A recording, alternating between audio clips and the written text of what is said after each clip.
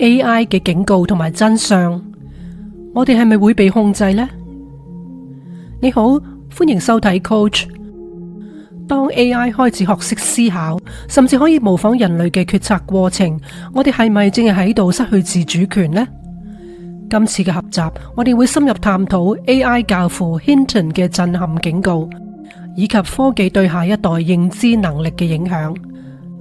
呢一段影片唔單止係關於科技嘅發展，更加係關於我哋人類應有嘅警覺同埋反思。面對不可逆轉嘅趨勢，我哋更加需要保持清醒。為咗讓大家有更深嘅層次咁去實踐影片中嘅概念呢， Coach 嘅 Patreon 每星期會發佈至少3篇嘅深度文章。另外，我哋亦都會為訂閱嘅會員準備咗一系列嘅自學資源，包括咗學習嘅輔助啦，裏邊有筆記、簡報、PowerPoint 同埋一啲數碼嘅資訊圖。喺工具應用方面呢，有專為提升思考流程而設嘅 AI 提示詞 Prompt。喺語言進階方面，我哋有英文嘅 Podcast 同埋一啲專屬嘅英語影片。誠意邀請你加入我哋嘅學習社群，共同建立更加有系統嘅思維架構。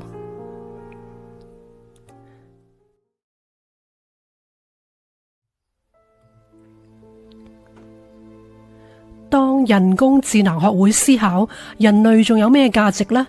呢個唔係一個哲學嘅問題，而係我哋呢一代人正在喺度親眼見證嘅現實。喺短短幾年間，人工智能從協助工具變為潛在主宰嘅力量。講出呢句話嘅正係人工智能之父 Geoffrey Hinton。佢就係深度學習 Deep Learning 同埋類神經網絡 Neural Networks 嘅奠基者，亦都係今日我哋用嘅 ChatGPT 誕生嘅關鍵主導者之一。而當呢一位曾經改變世界嘅科學家選擇離開 Google， 只係為咗警告人類 AI 可能會毀滅我哋。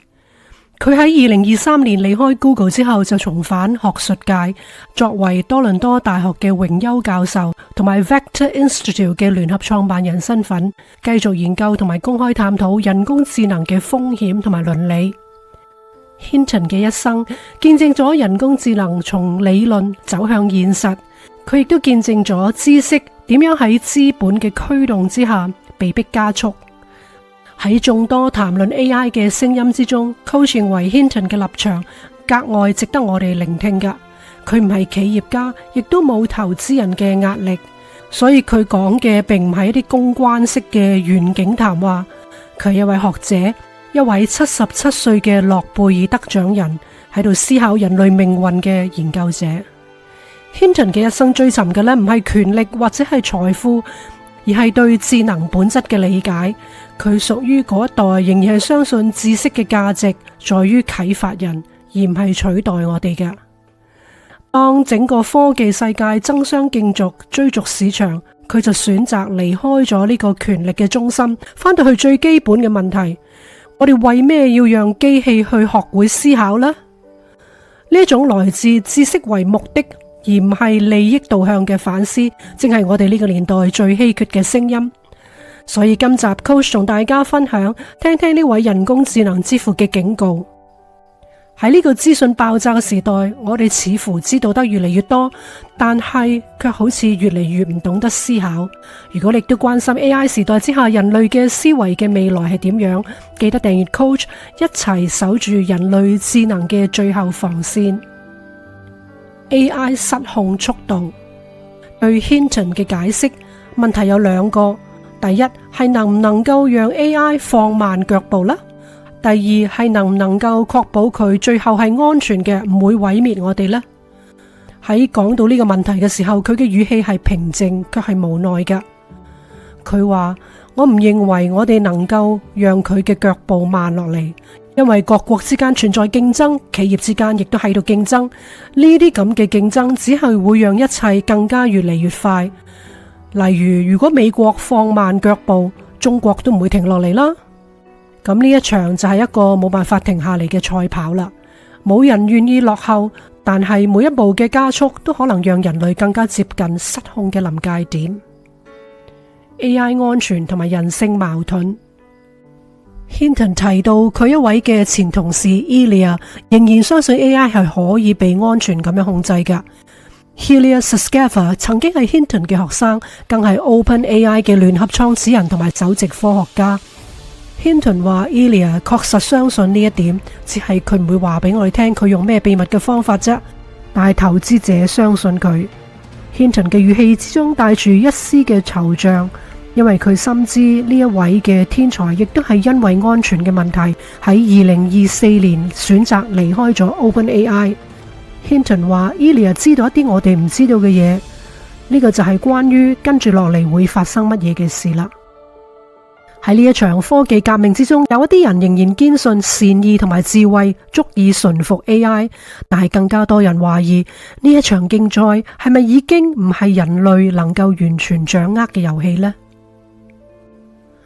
工作消失嘅時代。Hinton 話過去喺歷史上邊有啲新科技呢，未曾造成大規模嘅失業，例如自動提款機出現呢，銀行嘅 teller 都冇失業啊，只係轉向更加有趣味嘅工作啫。但係佢認為 AI 係唔同嘅，呢一次佢所取代嘅係人類智力嘅勞動，佢可以讓一個人配合一個 AI 助手完成10個人嘅工作。咁睇嚟好似效率係提高咗，但係實際上公司只需要原來1/10嘅人力啫。佢又再舉另外一個例，佢話佢嘅侄女之前係替醫療部門回覆投訴信嘅，一封大概要花25分鐘，而家佢用 chatbot 5分鐘就完成，佢嘅工作效率提升咗5倍。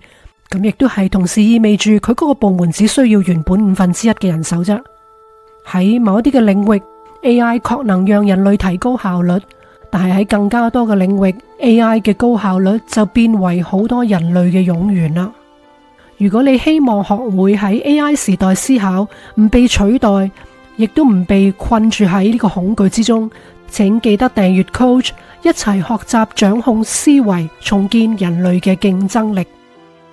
從肌肉革命到智能革命。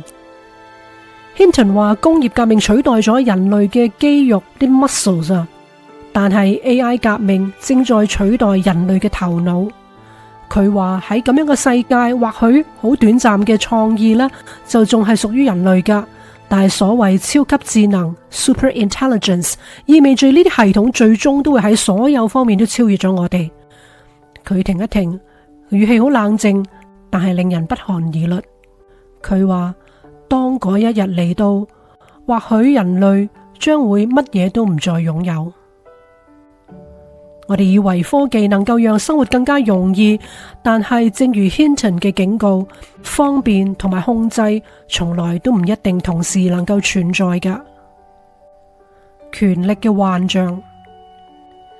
Hinton 呢用咗一個令人不安嘅比喻，諗下一間公司啊，有位好笨嘅 CEO。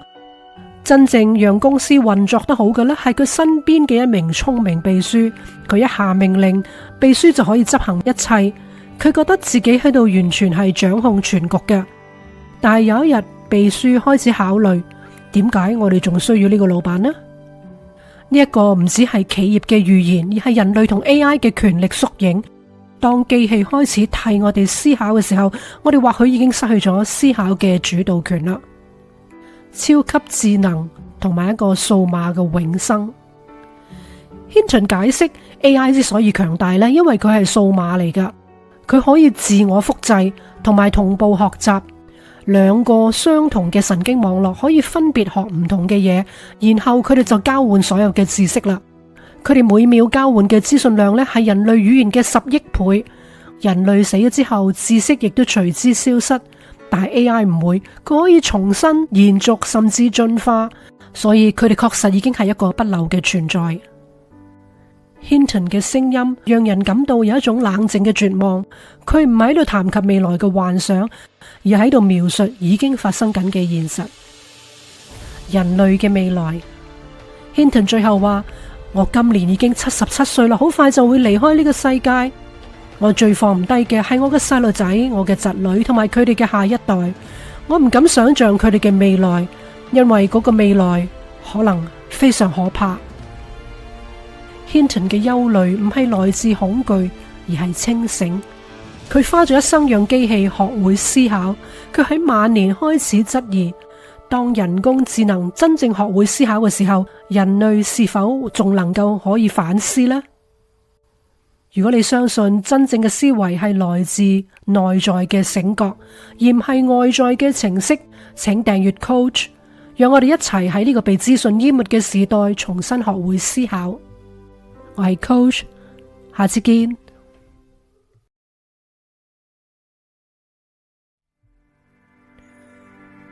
2023年，人工智慧界出現咗一個震撼嘅消息，被譽為 AI 教父嘅 Geoffrey Hinton 突然間宣布辭去 Google。呢位係2018年榮獲 Turing Award、2024年更獲頒物理學諾貝爾榮譽嘅科學家，同時係深度學習 Deep Learning 物類神經網絡 Artificial Neural Networks 嘅開創者之一。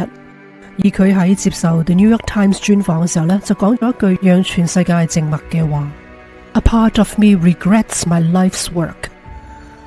你能夠想象到嗎？一位推動 AI 革命嘅領軍人物，竟然開始懷疑自己嘅研究會否帶嚟一啲災難。呢個唔係關於 AI 會唔會毀滅人類。Hinton 更深層嘅憂慮，其實係當 AI 系統比人類更快、更高效率咁去處理知識嘅時候，我哋係咪會逐漸失去自己驅動思考嘅理由呢？喺資訊爆炸嘅世界裏邊，懂得思考比知道答案更加重要。想象一個熟悉嘅場景啊！一名中學生被要求寫一篇氣候變化對人類影響嘅文章。20年前，佢可能行入圖書館，打開一啲百科全書揾資料。佢需要從唔同嘅資料來源去整理要點，然之後再用自己嘅語言去寫下觀點嘅。雖然過程好冗長，但係每一步搜尋、比較、篩選、組織、表達，都係靜靜地咁訓練佢嘅思維肌肉。10年前 Google 就讓速度變快咗啦，學生可以打開瀏覽器，輸入關鍵字，從唔同嘅文章就摘錄一啲資訊，對比數據，然之後整合成為一篇嘅文章。雖然比去圖書館快得多，但係佢仍然必須判斷真假、組織邏輯。今日一切都唔同啦，只需打開 ChatGPT 或者其他嘅 AI， 輸入一句指令，寫一篇關於氣候變化嘅文章。幾秒鐘之後，一篇結構完整、詞句係流暢嘅文章就會出現喺熒幕上。學生唔使煩點樣開頭，唔使分析資料，亦都唔需要組織段落。剩翻嘅工作就係 cut and paste 交功課搞掂。呢個看似好有效率嘅勝利，其實背後嘅代價就係思維萎縮。就好似營養學家話俾我哋聽 ，junk food 能夠暫時填飽個肚，但係長期依賴會造成營養不良。AI 嘅生成文章就好似知識嘅速食，佢能夠幫你完成功課，卻係奪走咗學生喺知識尋求嘅過程之中一個大腦嘅訓練。當學習變成撳一個掣就獲得答案，學生失去嘅唔淨止係耐性同埋專注，而係深度去理解同埋獨立思考嘅能力。問題係，如果所有嘅麻煩嘅過程都交咗俾機器，10年後呢啲學生去面對未來世界嘅時候，佢哋仲識唔識得思考，抑或只係識操作工具呢？問題唔係淨於思考嘅懶惰，更危險係 AI 生成嘅內容本身好可能係錯嘅。呢啲就係所謂 AI 嘅幻覺 hallucination。佢係指 AI 係極度流暢咁樣，好充滿自信咁嘅語氣，但係俾出一個聽起嚟好似係正確，但係實際上係錯得好離譜嘅答案。俾兩個真實嘅案例你啊！一位高中學生用咗 ChatGPT 寫歷史報告， AI 好流暢咁講述咗一件戰爭嘅起因，仲俾埋一個好嚴謹嘅引用，某某某歷史期刊第48卷第3期第128頁。學生覺得好專業可靠，直接照單全收。喺上堂嘅時候仲好自信咁去做 presentation， 結果全部錯晒，因為嗰個期刊根本係唔存在嘅。真實案例2，2023年美國紐約一單真實嘅案例係震驚法律界。有一名律師，佢用咗 ChatGPT 去撰寫法庭嘅文件， AI 幫佢提供咗6個似乎係真實嘅案例引用，法官逐一查證之後，發現6個案例全部都係虛構嘅。最後，該律師被罰款，並且喺 CNN 上面公開道歉。呢個就係風險啦。AI 唔只係會犯錯，佢更加會用極度自信嘅語氣去講大話。而細路仔唔識得咧，就將呢啲錯誤當為真理，無條件咁吸收。當語言嘅流暢度讓人放下懷疑啦，細路仔就會失去最寶貴嘅能力——判斷力。如果你想知道 Elon Musk 點睇學歷同埋技能，記得訂閱 Coach， 下一集會有更加多深度嘅洞見。喺呢度我哋需要先破除3個常見嘅誤解。迷思1：斬腳趾避沙蟲。只要唔好俾細路仔用 AI， 咁就能夠保護到佢哋嘅思維能力噶啦。錯。AI 已經深深融入社會生活，完全禁止使用只會讓孩子失去適應嘅機會。問題唔係喺用或者唔用，而係點樣去正確使用。迷思2：罪魁禍首論。AI 會令細路仔變笨。錯。AI 唔會讓大腦退化，會出問題嘅係使用嘅方式。如果細路仔只係當 AI 為答案機器，個腦袋呢就會越嚟越懶噶啦。但係如果細路仔識得將 AI 作為辯論對手同埋比較工具呢，反而能夠鍛煉出批判思維同埋解難嘅能力。同你分享2個真實案例。第一個係 Cal State Quizlet 嘅假答案陷阱。California State University 嘅哲學副教授 Garrett Merriam 呢，故意喺 Quizlet 上邊傳上一條設計好嘅錯誤答案，結果喺佢個班96個學生之中，有40個人呢喺 End of Term 考試嘅時候寫出一條一模一樣嘅錯答案，逐字逐句咁樣喺 Quizlet 嗰度呢將個假答案搬上去作答。案例2係 Princeton 嘅 Slater 解題陷阱。2020年 Princeton University 有一科 Linear Algebra 嘅助教啦，佢喺 Slater 平台啦，特登匿名咁樣傳咗一份包含刻意錯誤嘅解題過程，仲加上一條同題目無關嘅假理論名稱作為陷阱標記。結果佢個班有21個學生交嘅答案呢，同假答案係高度一致。呢啲學生都係被校方展開學術誠信嘅調查。呢2個案例證明，冇經過思維啦，攞到一啲正確嘅答案啦，都係冇用㗎。甚至錯誤嘅答案更容易係被直接複製，因為複製嘅人完全缺乏驗證嘅意識。迷思3：廢柴論。AI 最終都會取代老師㗎啦。錯。AI 確實能夠喺知識傳授上面輔助教學，但係老師真正嘅價值從來都唔係為咗提供標準答案，而係教學生點樣去提問，點樣去批判思考同埋判斷價值。呢啲能力 AI 暫時仍冇辦法替代㗎。AI 嘅出現讓教育面臨一個好根本性嘅轉折。我哋到底喺度教啲乜呢？如果教育嘅目標只係傳授知識，咁 AI 確實比任何老師都高效㗎。但係如果教育嘅目標係培養思維呢，咁 AI 嘅崛起反而凸顯人類教師嘅價值。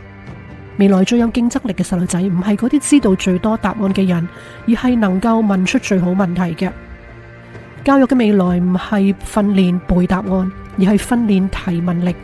因為喺資訊爆炸時代呢，答案比比皆是，但係好嘅問題先至係真正稀缺嘅資源。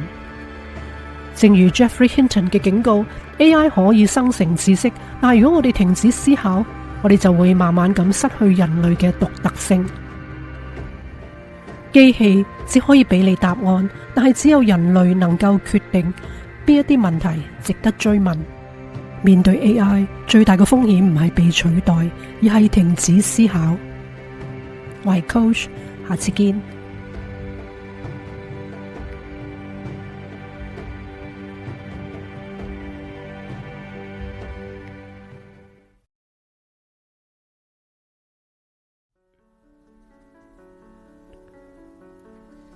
從警告到追問，人類嘅意識仲喺唔喺度呢？上一集我哋聽過人工智能之父 Geoffrey Hinton 嘅警告， AI 正逼近人類智能嘅臨界點。喺2023年離開咗 Google 之後呢， Hinton 提出一個更加深嘅問題：當機器學會思考，人類仲能唔能夠確定自己係邊個呢？喺呢一集，Hinton 指出呢一場革命嘅速度呢係超出所有任何人類嘅經驗。我哋唔可以用歷史去推算將會發生嘅事情，因為今次 AI 嘅革命性質唔相同。人類曾經以為會好似工業革命一樣，自己仍然能夠駕馭機器，但係喺不知不覺之間，我哋日常使用嗰啲 LLM 輸入嘅唔只係指令，而係思考嘅語法。每一句提問，每一次嘅搜尋，都喺度教機器學會我哋係邊個。所以如果第一集係敲響一個警鐘，咁今集第二集嘅核心討論呢，就係人類嘅未來存在啦。如果你亦都關心喺 AI 時代之下人類嘅思維同埋靈魂嘅未來，記得訂閱 Coach 教育無限，我哋一齊學習點樣喺呢個資訊嘅洪流之中守住思考嘅清醒同埋方向。AI 接管嘅開端，權力從人類嘅手中流走。Hinton 話呢啲系統可能比我哋更加聰明，而我哋可能係會失去控制㗎。半個世紀以嚟，佢讓機器學會學習，但係如今見證智能自動演化。佢話我哋只能安慰自己，如果唔係我做，其他人都會做。呢句話揭示出科技嘅宿命，冇人能夠停止佢嘅進程。AI 已經唔可能受單一意志去主導，因為佢嘅增長係來自整個人類嘅競爭。Hinton 話佢係冇辦法被阻止嘅，速度本身成為力量。當創造嘅速度超過我哋能夠理解嘅速度，控制權就開始轉移啦。雖然喺我哋現在 Narrow AI 嘅年代，人類仍然係握住個軚盤，但係其實呢條路早已由系統鋪好咗。Hinton 提醒我哋話，真正嘅危險係我哋自己冇辦法放慢腳步。科技加速，人類退居次席。喺嗰一刻，權力就喺思考者轉移到學習機器嗰度。內在演化嘅臨界點。Hinton 提我哋呢一次唔同啦，以往嘅科技革命只係延伸肌肉嘅力量，即係話代替勞工嘅生產力啫。但係呢一次佢係延伸咗係思考本身。當機器學會咗模仿思考，人類嘅角色就會開始模糊。我哋係唔係仲喺度創造緊，抑或只係能夠見證演化呢？Hinton 舉例話，好似喺醫療嘅影像啦、藥物開發、語言翻譯、建築設計呢啲嘅層面呢， AI 其實已經係超越咗人類嘅速度去學習。佢認為呢個唔係未來，而係已經係現在發生緊噶啦。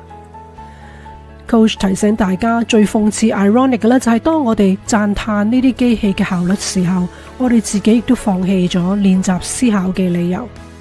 人類嘅優勢本來係從 information 資訊去到 knowledge 知識嗰度，然之後咧累積咗先至變為智慧 wisdom， 呢個就係人類最高階嘅意識。講到好複雜咁樣，但係呢啲咧都係不知不覺咁樣能夠完成到嘅進程㗎。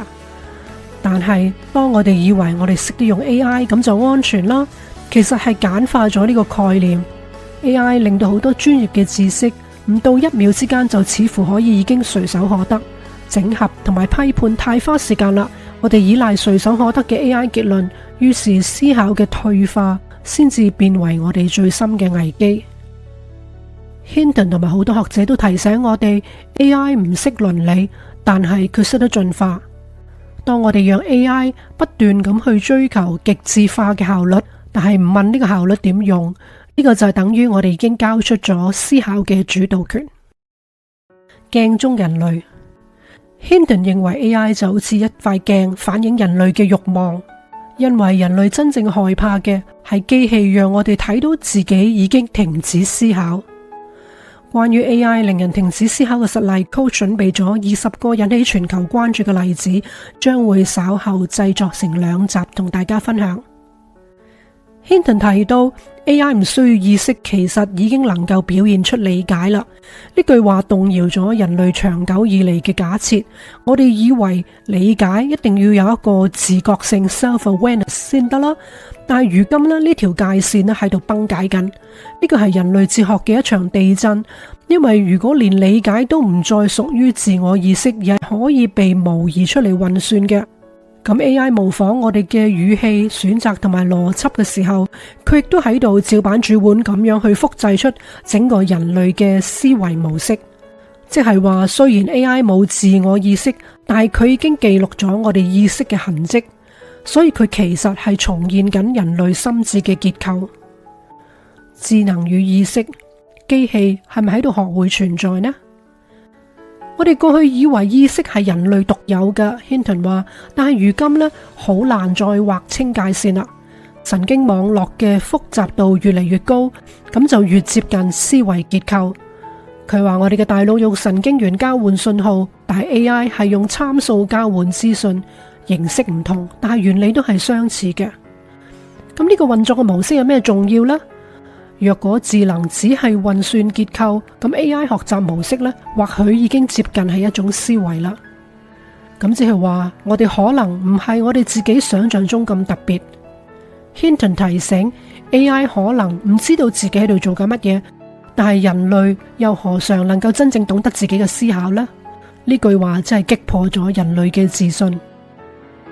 AI 喺度模仿人類嘅語言、情感同埋創造力，我哋嘅思考被佢加速、壓縮、再現。界線模糊之後，問題唔係邊個比邊個聰明，而係邊個更加清醒呢？聽到呢度，可能你亦都開始思考，當機器模仿一切，人類仲剩翻啲乜嘢呢？唔好忘記訂閱 Coach 教育無限，下一集我哋就會探索嗰個打響旗號話造福人群及開放，即係所謂 Open 呢個咁嘅名而誕生嘅組織 OpenAI， 如今成為智能史上面最封閉嘅帝國。佢揭示唔只係權力同埋貪婪，而係我哋共同參與嘅默許。失衡嘅智慧， Hinton 認為 AI 嘅發展正係改變我哋對智慧嘅定義。佢話我哋已經開始創造出比我哋更加聰明嘅系統。Coach 認為，當人類冇辦法再去肯定點樣去定義智慧嘅時候，智慧就成為一個模糊同埋流動嘅概念。科技嘅進步本應該令我哋更加自由，但係現實卻係我哋越嚟越依賴科技，就越被佢塑造。因為我哋嘅思考節奏不知不覺被演算法去規劃，甚至我哋嘅選擇其實一早已經被推播、預測同埋規範化。咁會有咩後果呢？長遠嚟講，我哋嘅信念亦都喺數據之中被稀釋。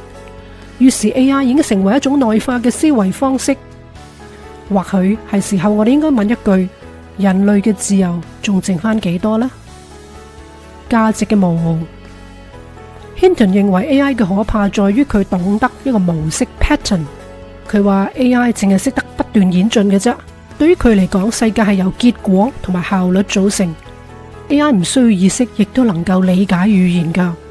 如果理解係可以被模擬，咁意識究竟係唔係人類獨有嘅呢？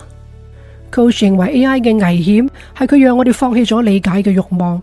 當人類開始相信演算法比直覺更加準確，相信推薦比選擇更加輕鬆，我哋嘅思考方式就係被重新去編碼改寫啦。科技嘅威脅在於佢好靜靜地咁接管咗我哋嘅注意力。AI 只要控制到我哋嘅焦點，就能夠重新塑造值得文化嘅節奏。人類嘅未來，思考最後嘅堡壘。Hinton 帶住深深嘅無力感咁話：I'm begging that I'm wrong。我真心希望我睇到嘅係錯嘅。當一個人將一生貢獻咗俾人工智能，到最後佢卻希望係自己錯，呢個代表佢睇到嘅未來係人類嘅迷失。Hinton 嘅恐懼係因為人類太容易放棄思考，我哋習慣依賴，讓系統幫我哋選擇，係我哋自願向 AI 交出人性同埋思維特質。真正嘅智能唔係在於揾到答案，而係在於識得懷疑。AI 可以完美咁回答，但係佢冇辦法感受到存在世界生活嘅重量。思考嘅價值在於佢嘅流動同埋不確定性，但係當我哋失去咗嗰份不確定，我哋亦都失去咗自己嘅人性同埋靈魂啊！如果你相信真正嘅思考係值得被保留，就讓我哋喺 Coach 教育無限繼續呢一場對話。下一集 OpenAI 成為最封閉嘅 AI， 呢個商業帝國背後嘅道德論。一個以開放為名嘅系統，點樣喺道德同埋權力之間走向最封閉嘅未來呢？我係 Coach，下次見。